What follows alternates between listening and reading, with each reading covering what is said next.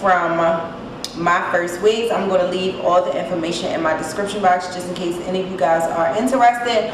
But this is mainly focusing on this hairline, y'all, and I chose this wig to wear tonight because I'm not trying to put in any extra work. So we just about to see what's up with this wig and how it lays and how it slays.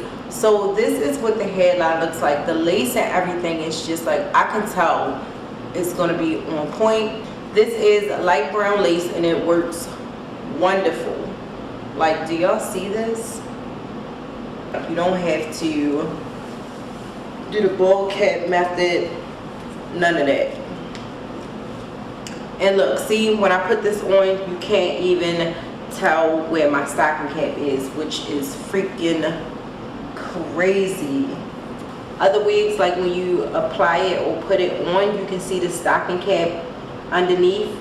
Like, that's crazy how you can't even see the black stocking cap at all. It just looks like straight up scalp.